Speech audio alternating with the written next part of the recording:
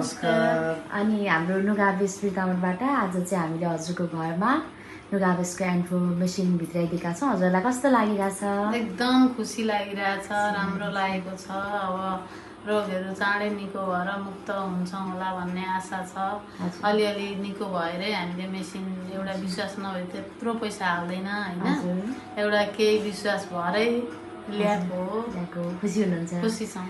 हुन्छ। अनि हजुरहरूले चाहिँ विशेष गरेर के समस्याको लागि चाहिँ थेरापी गर्न आउनुभयो र कति दिन पश्चात चाहिँ आज यो मेसिन घरमा ल्याउनु भयो आमाको? मेरो sugar, pressure, thyroid, uric acid, cholesterol अनि नसा च्यापेको, हड्डी चिएको, यही कारणले अनि यो खुट्टाहरू दुख्ने, मेरुदण्डको समस्या, त्यसले गर्दा हिँड्न डुल्न गाह्रो भएर गरेको हो। अब अहिले अलिकति ठिक हुँदैछ। अनि मेरो यो सुगर, प्रेसरहरू, कोलेस्ट्रोल एकदमै डाउन भएको छ। सुगर, प्रेसरहरूको रिपोर्ट राम्रो आयो, अलिकति नर्मल आयो। अनि यसरी नै घट्दै गयो भने बिस्तारै औषधिहरू छोडेर मुक्त हुन्छु कि भन्ने आशा भएर पनि मैले मेसिन गरेको। मैले 1.5 महिना गरेर मेसिन ल्याएको। अनि हाम्रो बाँकी भन्न चाहनुहुन्छ? मेरो पनि अलि सामान्य हिसाबले नै गयो बिमार भनेको होइन। पहिले पनि मेरो ढाड दुख्ने बिमार थियो, अलिकति केही भएर यो ग्यास्ट्रिकको प्रब्लम पनि थियो मेरो। त्यो ग्यास्ट्रिक पनि अस्ति त्यो मलाई कतिको ग्यास हुँदो रहेछ भनेर खानपिन पनि अलि धेरै खाएँ, तर मलाई त्यति पहिलेको जस्तो त्यो मलाई भएन क्या, त्यो भएन, ग्यास्ट्रिक भएन। त्यो भएर चाहिँ मलाई यसले अलिक सहयोग गर्यो कि भन्ने पनि मलाई लाग्यो होइन, विश्वास लाग्यो। र अझै पनि अब अलिकति गर्छ कि भन्ने आशाले नै हामीले राखिरहेको। अनि हामीलाई मेन चाहिँ धाउनलाई गाह्रो पनि भयो, खर्चिलो पनि भयो। बिहानको खाना त हामीले बेलुका 4 बजेसम्म पनि खायौँ।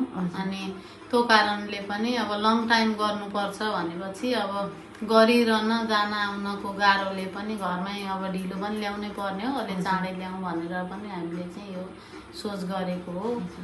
अब जे होस् हामीले राम्रै चिजमा लगानी गऱ्यौँ भन्ने लागेको छ कि छैन? होइन, राम्रै हुन्छ जस्तो लागेको छ।